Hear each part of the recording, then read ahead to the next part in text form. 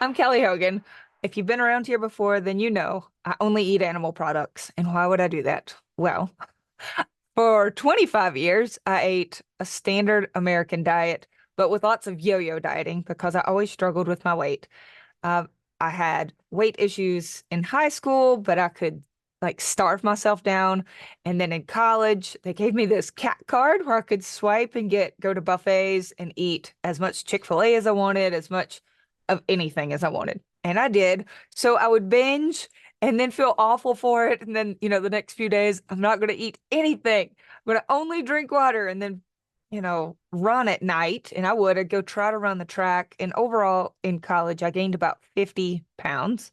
Then I got married pretty young out of college. And we were happy and we were just going out to eat every night. We were busy, but just having a fun time in our newlywed days. And I put on even more weight. So by the time I was 25 years old, I weighed 262 pounds and I was starting to get some health problems in addition to just the weight. That's when my doctor said, cut out everything except for animal products, meat, eggs, cheese. He said it was fine to keep diet sodas, and he said it was fine if I wanted to have some leafy greens, they wouldn't kill me. Well, I didn't like leafy greens, but I did kind of like pickles, and I ate some green beans. That's what I did for 5 years. Then after 5 years, I realized I feel my best on the days when I'm only eating meat, which is about all I was eating by the end of the 5 years anyway. So then I switched to a higher fat, like instead of focusing on chicken breasts and some pickles and diet soda, it was all in carnivore, mostly beef. I also still do enjoy, chicken wings and chicken thighs, mostly beef. I'll have fish, eggs, just seafood in general. I like pork. I'll have bacon, but again, mostly beef. And that's what I've done for 15 years. Hopefully, some of that backstory helps. But now I'm going to move on to 10 tips. Some of these are cooking tips, health tips, but the first one that comes to mind, I shared it on Instagram recently, and it is quick. How to cook burger patties from frozen. The beautiful thing about frozen burger patties, you can keep tons of them in your freezer. They're not gathering more histamines like leftovers do in the fridge. Frozen food does not continue to grow and gather histamines. So it's also convenient because you don't have to run to the store all the time. You don't have to hand pat those patties and get your hands all gummy. It's cheap. I typically buy these burger patties. You could get them from most anywhere. You could buy them from a local rancher if you want frozen burger patties that are grass-fed, grass-finished, or you can buy the cheapest ones that you want to buy at Walmart. It's whoever you want to give your money to. But I'll tell you, the ones I buy are really tasty and affordable. I keep lots of them in the freezer. I have an air fryer. It is an instant vortex drawer air fryer that you can get for about $100. I take 4 frozen burger patties out and I preheat my air fryer to 400 degrees and I set the timer for 8 minutes. 400 on 8 minutes. When it's preheated, mine will beep and says add food. At that point, I go 1, 2, 3, 4, just lay them in the bottom. I take my favorite seasoning. I use a McCormick seasoning that's really clean. It's like 4 ingredients: onion, garlic, paprika, salt. Really basic. No MSG or gluten or sugar. I season them really heavily in there and then close the drawer. In 4 minutes, mine will beep and says turn food. Flip them over, season again, close the drawer. In 4 minutes, it beeps, says done or end. I open it and eat them. Delicious. I sometimes even break them apart a little bit and put them on egg life wraps and make them into like a little burrito or a little taco. And sometimes I even add Tabasco sauce. Yes, I do. And it's delicious. Okay, my second random tip, these are in no specific order. I'm going to screen share and show you Carb Manager. All right, this is my Carb Manager. It is a free app. If they ask you to pay for it, you can just hit the little X. It is free. The free version is terrific. But the tip is, first of all, if you use Carb Manager, you can find out what your macros are very easily. One of the top questions I get asked is, how do I determine my macros? So let's say for breakfast, I eat 2 of my quarter-pound beef patties, which I very often do. And I very often will also add 2 of the egg life wraps with them to make my little burritos. So this is breakfast for me. When I come up top, it will show me how much protein that was. And I try to make sure at every meal that I get at least 30 grams of protein, how much fat. And at each meal, I don't really look at the fat grams, frankly, but I do look at the calories because by the end of the day, I try to make sure that I get at least this. I typically get about 2,400 calories per day. My breakfast is the smallest of the three meals, but that's normal for me. And then, if you want to know, but what are the macros? Click the pie chart. Boop.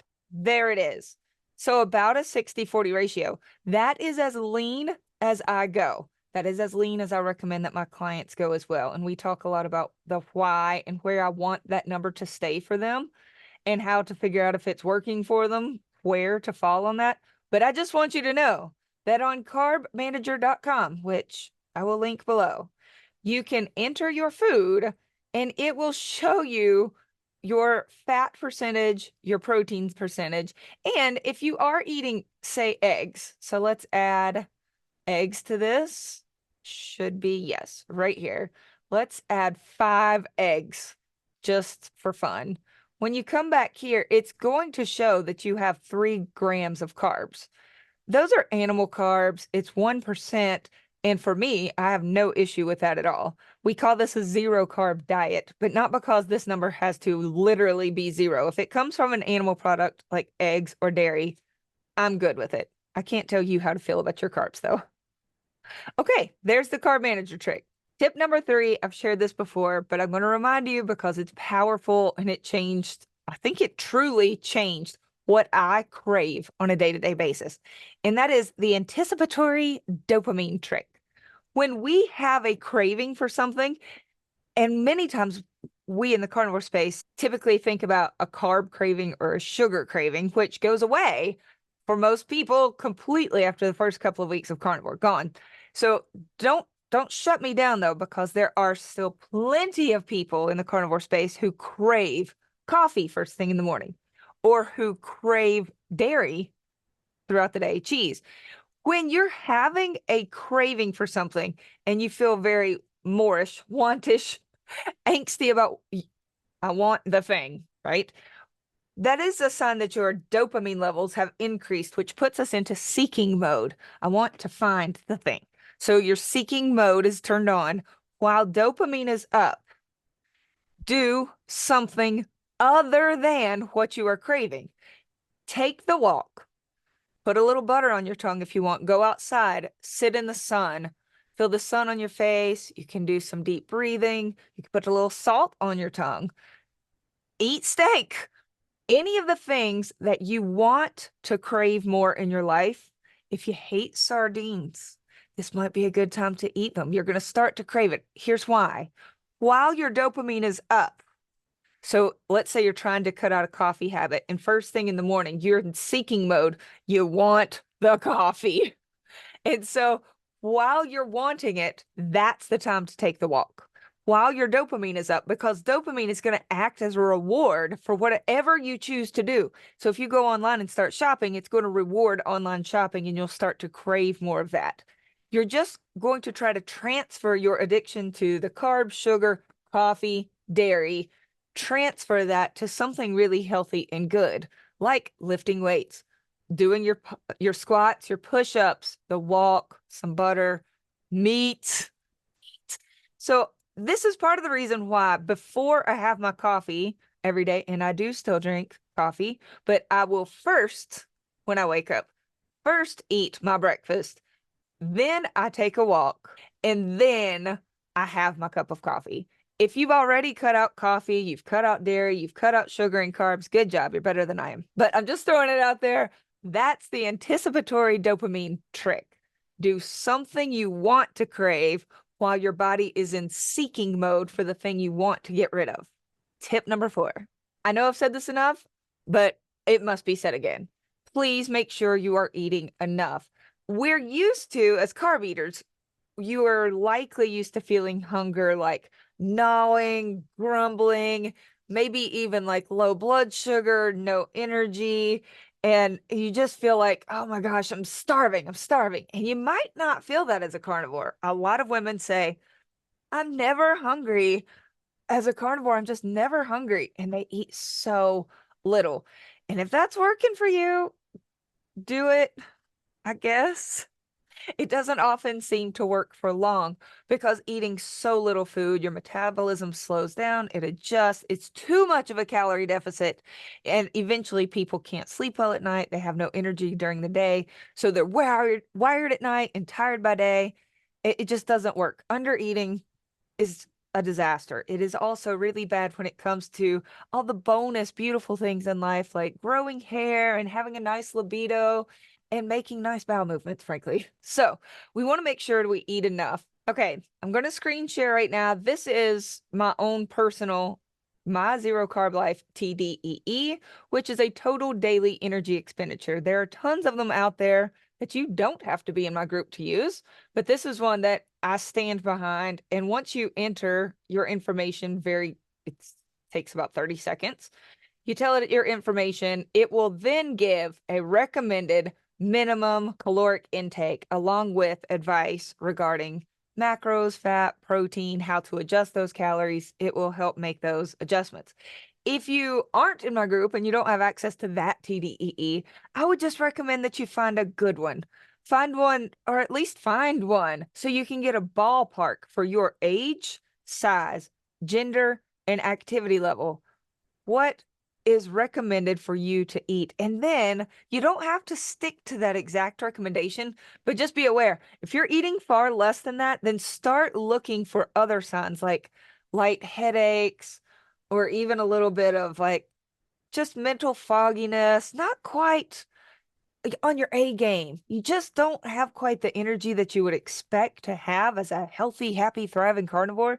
You might be under eating. So then I would suggest that you very slowly increase one extra egg at breakfast, an extra tablespoon of butter here or there, an extra few strips of bacon throughout the day, or one extra burger patty. You don't have to go from 1,200 calories to 3,000. In fact, I would suggest that you not do that, but very slowly increase to where you are eating an adequate amount of food. Okay, tip number 5 is for the volume eaters, those folks who can eat way more than is recommended on any TDEE. And when you do that, you're not losing weight, you're not feeling great. In fact, oftentimes my volume eaters who have volume addiction, they'll eat so much that afterwards they feel a little bit tired, lethargic, sort of bloated.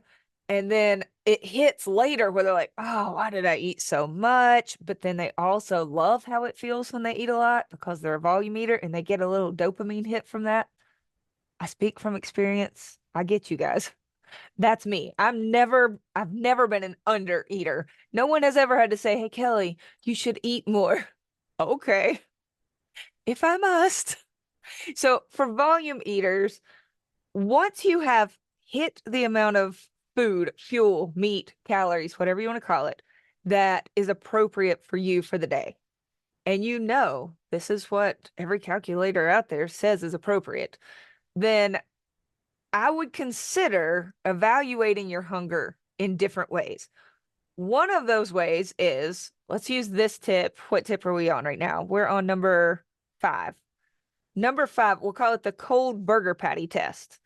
If you've already eaten what should be enough, then stop eating your most favorite foods and let's switch to things that kind of make you question your hunger. Sardines are good for this too. I've heard a lot of people say, ooh, but am I sardine hungry? Am I cold burger patty hungry? And I'll tell you, if I've got something delicious cooking for the kids, if it's a pile of pork chops or flanking ribs, beef ribs, if there's a crock pot full of chuck roast, all of this sounds amazing to me. And I could eat anytime because I just love to eat. But if I've had enough and I think, ooh, carnivore pizza sounds good, carnivore ice cream sounds good, and somebody says, well, you've got some of those cold burger patties in the fridge, probably good, right? Like, if I'm really hungry, they do sound good and they taste good. I've definitely eaten plenty of cold burger patties when I'm hungry. Same for sardines. When I'm truly hungry, they taste amazing. When I'm not hungry, I want nothing to do with those dead little stinky fishes. Okay? That's the test. Are you burger patty hungry or sardine hungry? And let's take this then to number 6 on a similar note. Tip 6 is If you've already met all of your calories, but you're still just kind of wanting that stretch of your stomach, you're just wanting to eat, you could then switch to something that's basically pure protein. This will work better for some people than for others. If you're metabolically well, like your insulin is lower, you can probably eat as much pure protein as you want. I'm talking like Egg Life wraps. I make homemade and I also buy them in the store. It's just egg whites. Or you could literally eat a bunch of egg whites or chicken breast chips, really lean pork tenderloin chips that you make in the dehydrator, or you can order from places like Carnivore Crisps, Carnivore Snacks. I don't know. I don't work for any of those companies, but I've tried them. They're delicious, and many of them are quite lean. So you could then just sit and munch on something really lean because it's pure protein. If you're a type 2 diabetic, or you've got some glucose issues or really high insulin, just eating lots and lots of lean protein is not going to affect you the same way. And you'll have to be the judge of that. But if you're somebody that's pretty healthy, you've been carnivore for a while, and you just really like a big volume of food, you've gotten in all of your calories, you've gotten in at least 60% calories from fat, as I showed you on Carb Manager with the little yellow, then at that point, I I enjoy just eating some of those egg white wraps or something that's pure protein just for the sake of eating. Tip number 7, Sally Norton mentioned this when she came on, but I've had a lot of people say, oh my gosh, that was very helpful. If you went from all of the plants, you were eating either vegetarian, vegan, plant-based, or just trying super hard to be healthy on your standard American diet. So you were including lots and lots of plants, which have lots and lots of oxalates. That's right. If you ate a lot of oxalates and then you went to carnivore and suddenly you have no oxalates, it's just meat, then you may experience some weird symptoms like crusty eyes and painful urination. You might even find that you get uh, a reoccurrence of kidney stones that you haven't had in a long time. And people sometimes get joint pains that flare back up and gosh, I was feeling good for a little bit. I thought carnivore was the answer and now it's not. Sally Norton explained it beautifully, but it's been several episodes ago. So I just want to remind you, drink some really strong tea. I don't add any sweeteners. I don't even add cream or anything to the tea. But if you experience what is called oxalate dumping and some of those symptoms come back, then you can brew 2 bags of tea, let it really, really steep, and go stronger than 2 if you wish, and sip on it. Drink that first mug pretty quickly. You can have another and just sip on it throughout the day.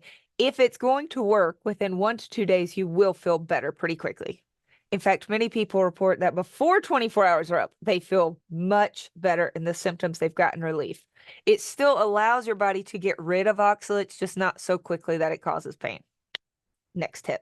All right, one of the hardest things for people to break up with as carnivores is diet soda. Now, I want to start by saying there are some carnivores that still drink diet soda. For my first 5 years, I was drinking diet soda and eating meat. And I did lose weight. I was feeling better. Kelly Hogan, could not get rid of intense carb cravings, though, while I was doing that. I don't know if that's the case for you. If you are drinking diet soda and eating lots of meat, and you feel comfortable with the ingredients that are in the diet soda, you are not experiencing cravings, joint pain. There are people who get intense joint pain from anything, especially with stevia. I work with them. They can't have any stevia, not even in those flavored electrolytes. Yeah, I said it. Okay, if you're not having joint pain, you're not having cravings, you are getting positive results and you're happy while having those diet sodas, carry on. If any of that changes at any point, you start getting achy, you start getting cravings, the weight goes up, any of that, I would consider trying life without the diet sodas. But I do know plenty of people, Jules being one of them, not my daughter. Jules, you know who you are, who have amazing physiques. They do not even give carbs a second thought ever. It just doesn't cause those cravings for them. What more do I want for her? She looks amazing. You'll have to trust me. I'm not going to put her picture up. She looks amazing. She feels amazing. She's happy. Carry on. But if you aren't, then I would try cutting out soda. Okay, that's not the tip. The tip is in a way to do that, and I just happen to have this empty seltzer can here. This is San Pellegrino, but Bubbly, Aha, Polar, Waterloo, Bellevue. There are so many, LaCroix, so many brands of seltzer waters that have carbonation. You can get them plain. They're just carbonation. Or that have carbonation plus natural flavors. And I know a lot of people say you don't know what natural flavors really are. Fair enough. I personally feel more comfortable drinking the carbonated natural flavors, no sweeteners, because they don't give me cravings. So I've heard Dr. Berry say that if you combine the diet soda with the seltzer, that you can little by little start to wean off of it. I found that if I only drank water for 3 days, just water for 3 days, that then the seltzer waters taste amazing. If you go straight from diet soda to seltzer, your brain is missing the sweet. It's like, whoa, give yourself a little break. Be very strong for about 3 days, no sweet taste. And then you might find that these taste amazing. I collect seltzers. It's true. When I say collect, I'm looking at my collection, 203 cans, all different flavors. I might cut that part out. I feel like y'all are going to judge me for that. No sweeteners. I like them. I feel good. What more do you want from me, people? Next step. All right, my last video was with Dr. Boz. We talked about the sardine fast. I'm not going to go into details, but I'm just going to throw this out there. If you are stuck, and I have some people who cannot get their glucose to come under 100 to save their lives, even on a total carnivore diet, I would consider doing some form of fasting. I have people who feel great on a water fast. Great. I also work with people on how to do some metabolic reset days, and some of them are terrific for getting down glucose, and they also get up ketones. I'm not going to tell you you need to care about your ketones, but some people feel better if they can get them up to at least a 0.5. Here's are the fasts or reset days, let's call them reset days, that I think work best for those. Water fasting, if it feels good to your body, it doesn't to mine. Bone broth fasting, you can do it with a little butter. Dr. Ben Bickman and Danny Conway are both fans of a bone broth fast. It's great for gut healing and for fixing glucose issues. Fat fasting, I do spend a lot of time in the groups talking about how to fat fast. It was an awesome tool for me, and I still pull it out of the toolbox occasionally. Awesome. Basically, you eat nothing but fat for 24 hours. And the sardine fast, nothing but sardines, unlimited sardines. If you buy them packed in oil, you can either eat the oil or pour it off. Just make sure for every can of sardines, you have 2 tablespoons of fat. For every can of just the fish, if they're packed in the oil, it's got 2 tablespoons of oil. You can eat that. Or if you don't include the oil, 2 tablespoons of fat per can of sardines. You do that for 3 straight days. The morning of the 4th day, after you've had nothing but sardines for 3 days, you should see and feel something pretty remarkable. If at any point you start to feel very bad during the sardine fast or the water fast or the bone broth fast or the fat fast, I would go back to your standard carnivore eating. Healing should feel good. And when I try water fasting, I do not feel good. When I try sardine fasting and fat fasting, I feel amazing. So I think it's worth trying some of those, especially if you have very stubborn glucose issues. All right, the final tip, tip number 10, is pre-cooked bacon. We could also call this purse bacon. You can either pre-cook the bacon at your house, like buy raw bacon and cook it, put it in a bag, take it with you places, or you can go to the store. Most every Walmart in America, grocery store, even convenience stores, a lot of them sell these now. Pre-cooked bacon. You buy it in a box. You open the box, you open the plastic, you can eat it straight from the package. You do not need to microwave it. You don't need to refrigerate it unless you have some bacon left over at the end of the box. Why would you? Why would you have bacon left over? What is leftover bacon? Anyway, at that point, yes, you would need to put it in the refrigerator. Just eat it. My kids take pre-cooked bacon in their lunch boxes. That is not what I think carnivores should be eating all day, every day. But the reason to keep it is if you're at work, you forget your lunch, or you finish your lunch and then they announce that there's donuts in the break room and you feel like, oh, a little bit of like left out, sad, sudden hunger. It's not real hunger, but you're like jealous hunger, mouth hunger. Eat the box of pre-cooked bacon. Eat 3 if you need to before you go to that break room. Just keeping the bacon in your purse. You can take it out of the box, and the plastic rolls up much smaller. So if you don't carry around a massive bag, you can keep it in a clutch, your clutch bacon. Roll it up. You could keep it on road trips. It packs in suitcases. You can take it on any flight going anywhere. It's not liquid, it's bacon. So there you go. 10 tips. I know those were kind of random, but it was the first 10 things that I thought, I don't know, if somebody's already doing carnivore and you just want to know some things to make life a little easier, there it is. If you need further support, some accountability, you want the TDEE, you want to learn more details about how to use Carb Manager and how to use these tools in a group setting. And if you aren't able to attend the meetings, I send all of the recordings. I also have a clickable handbook with, it's kind of a lot, but I teach you where to find each chapter and resource. I tried to lay it out in a really accessible way. I would love to work with you. So I hope you're doing great. As always, eat the meat, save the humans. Bye.